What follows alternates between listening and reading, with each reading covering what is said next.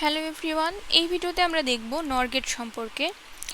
নর গেট কি? আমাদের হচ্ছে নর গেট দুইটা ইনপুট, মিনিমাম দুইটা ইনপুট নেয় এবং হচ্ছে আউটপুট দেয় একটা।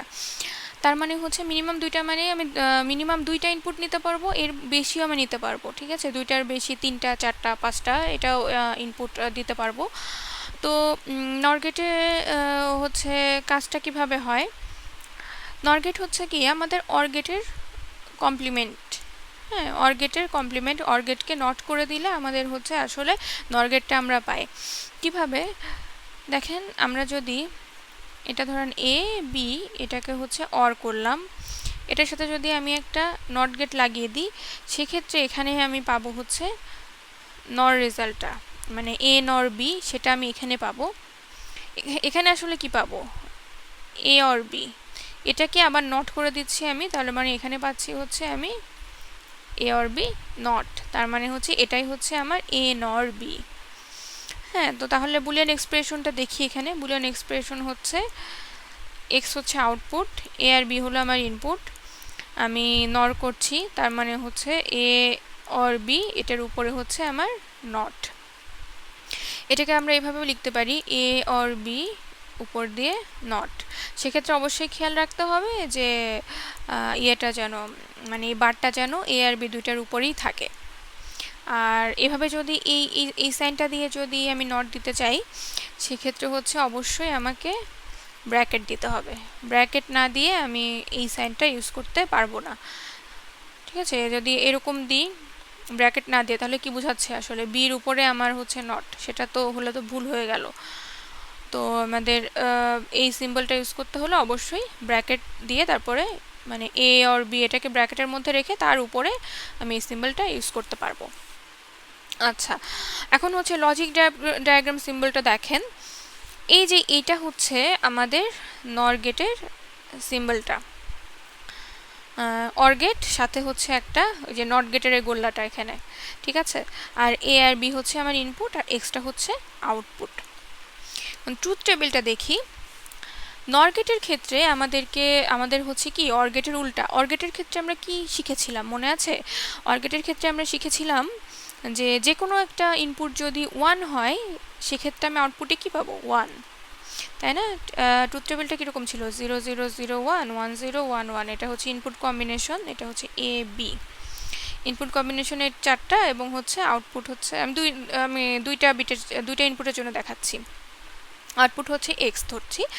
তো এখন তাহলে অর গেটের জন্য আমার কি ছিল? যে কোনো একটা এ আর বি, যে কোনো এ, মানে এখানে শুধু এ আর বি বলছি, এ বি সি ডি হতে পারে।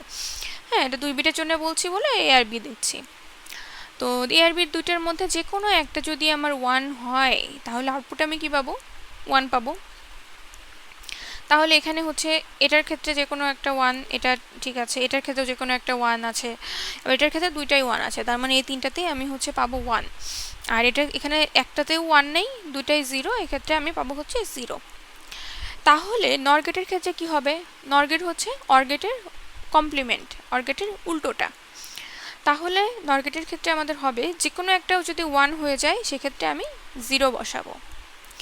তাহলে এখানে যে কোনো একটা 1 আছে, এখানে মানে এই কম্বিনেশনের ক্ষেত্রে, এই কম্বিনেশনের ক্ষেত্রে কি যে কোনো একটা 1 আছে, এই কম্বিনেশনের ক্ষেত্রে দুটাই হচ্ছে 1 আছে, তার মানে এই তিনটাতে আমার কি বসবে? 0। এই কম্বিনেশনের ক্ষেত্রে দেখেন একটা 1 নেই, দুইটাই 0 আছে, তার মানে এই কম্বিনেশনের ক্ষেত্রে আমার শুধু বসবে হচ্ছে 1। এটা হচ্ছে অরের উল্টাটা, এই টেবিলটা হচ্ছে অরের উল্টা। নান্ডের ক্ষেত্রে আমরা কি দেখেছিলাম? নান্ডের ক্ষেত্রে দেখেছিলাম অ্যান্ডের উল্টা, আর নরের ক্ষেত্রে দেখছি অরের উল্টা। তো আমরা যদি এখানে একটা উদাহরণ দেখি, 1 0 1 0,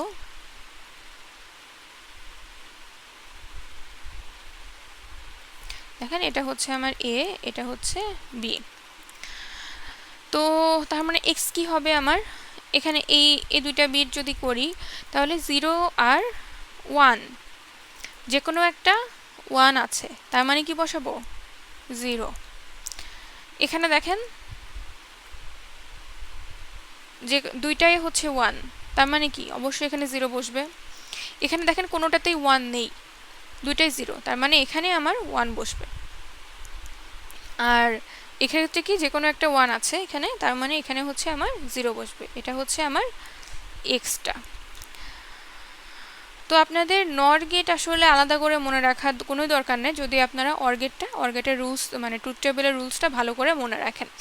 যেমন অ্যান্ডের ক্ষেত্রে মানে ন্যান্ডের ক্ষেত্রে যদি আপনারা হচ্ছে অ্যান্ডের ট্রুথ টেবিলের রুলটা ভালো করে মনে রাখেন, তাহলে হচ্ছে ন্যান্ড গেটেরটা মানে আলাদা করে আর মনে রাখার দরকার পড়বে না।